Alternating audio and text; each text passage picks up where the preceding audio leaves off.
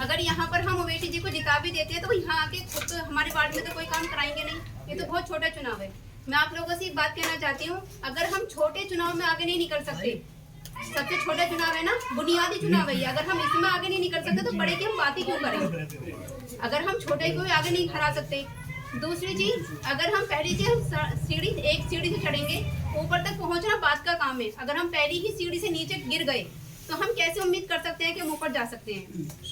किसी भी पार्टी में देखिए, समाजवादी पार्टी में इस टाइम 36 विधायक हैं, उन्हें बोलने की इजाजत नहीं है। जब तक ऊपर से ऑर्डर नहीं आता वो नहीं बोल सकते। हमारी इस पार्टी में AIMIM पार्टी में किसी को किसी से इजाजत लेने की जरूरत नहीं है।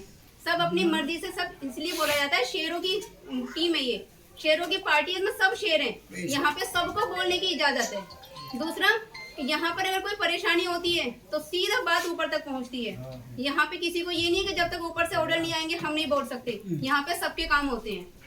और जैसे सब लोग कहते हैं कि यहाँ पर ओवैसी जी तो आएंगे नहीं हमारे वार्ड की सफाई कराने या वार्ड काम कराने, सिर्फ सफाई तक महमूद मत रखिए। ये मत सोचिए सिर्फ सफाई ही काम है। पार्षद ऐसा होना चाहिए आपके एरिया का जो सबसे पहली चीज पढ़ा लिखा हो। आपके सामने अगर दो लोग खड़े हैं, एक अंधा है और एक आंखों वाला, आप किससे एड्रेस पूछेंगे? आंखों वालों से पूछेंगे, अंधे को तो खुद नहीं पता।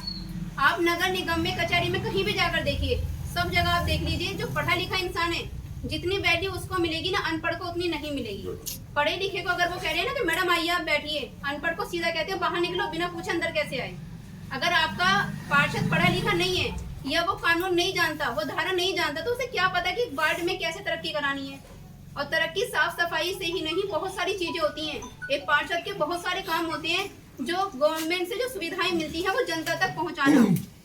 आपको क्या वो सब सुविधाएं मिल रही हैं? अब तक कितने भी पार्षद रहे हो, सब कहते हैं इतनी छोटी सी लड़की हो तुम्हें इलेक्शन मारने की क्या जरूरत थी। ठीक है, चलिए मुझे हटा दीजिए। अब तक जितने भी पार्षद आए चैलेंज के तौर पर मुझे गिनवाइए, इस वार्ड में, किसी भी वार्ड में कितने काम हुए हैं जो पार्षद के काम होते हैं। या आप लोग सिर्फ इसी बात से खुश हैं, किसी घर में शादी है या ईद है, जरा सी झाड़ू लगवा दी, नाली साफ करा दी, क्या इसी काम से खुश हैं आप लोग? अपने बच्चों का फ्यूचर नहीं देखना आप लोगों को कि क्या होना चाहिए? आप हिंदू के एरियो में जाकर देखो, छोटे छोटे बच्चे हमेशा साफ सुथरे कपड़ों में पार्क में खेलते हुए नजर आते हैं, फुटबॉल, क्रिकेट। और आप मुस्लिम एरिया में आके देखिए, छोटे छोटे बच्चे कंचे, गिल्ली डंडे या फिर चाय की दुकानों पर, सब्जी के ठेलों पर नजर आते हैं। क्या हमारे बच्चों में कोई कमी है? हमारे घर के बच्चों में अगर जो बच्चा 9-10 साल की उम्र में हाफिज़ कुरान हो सकता है, क्या उसके दिमाग में कोई कमी है? वो हिंदू से ज्यादा इंटेलिजेंट है। जितनी पढ़ाई वो 9-10 साल की उम्र में 30 पारे को हाफिज करना कोई मामूली बात नहीं है। अच्छों के पसीने छूट जाते हैं। हम बड़े होकर हम नहीं कर सकते? वो कैसे मुकाबला कर सकते हैं कि वो बच्चे सही नहीं है या वो बच्चे सही है?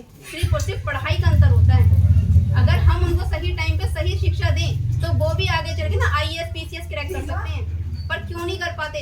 क्योंकि उनको वो शिक्षा ही नहीं दी जाती, वो मार्गदर्शन ठीक से नहीं किया जाता।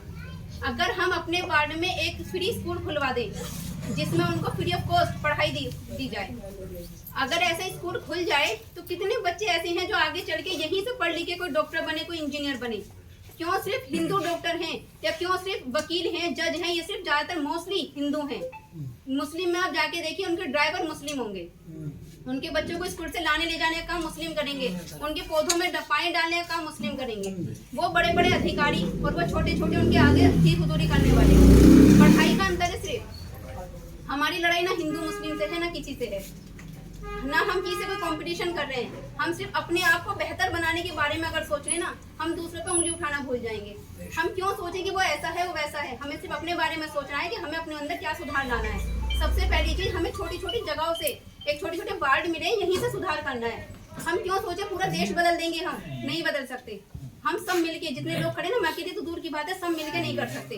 तो छोटे छोटे वार्ड से ही कोशिश शुरू करते हैं ना। अपने वार्ड में सबसे पहले सरकारी स्कूल होना चाहिए जो एक पार्षद का काम होता है।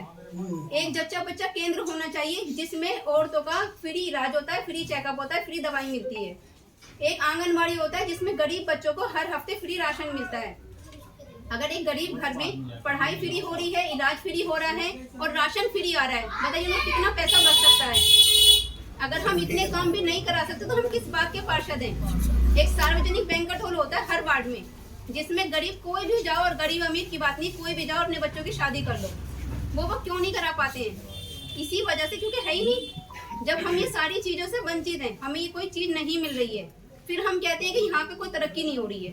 फिर हम कहते हैं कि पार्षद को कुछ आता ही नहीं है। जब आप पार्षद को चुनिए ऐसे को रहे हो जो अनपढ़ है, जिसे अपने लिए आवाज उठाना नहीं आता, जो कुछ खुद भी खरीदकार नहीं कर सकता, नगर निगम से कोई भी काम कराना टेढ़ी खीर है।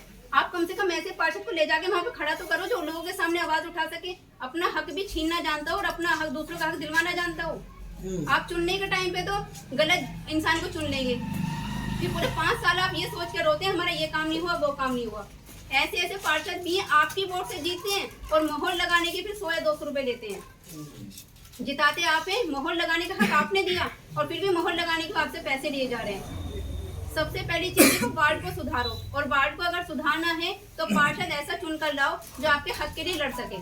जब वार्ड सुधरेगा, शहर सुधरेगा, प्रदेश सुधरेगा, देश ऑटोमेटिक सुधर जाएगा। और ओवैसी सर भी अकेले नहीं लड़ सकते पूरी जिंदगी, उन्हें ऐसे ऐसे लोगों की जरूरत है जो उनके लिए साथ में आवाज उठा सके।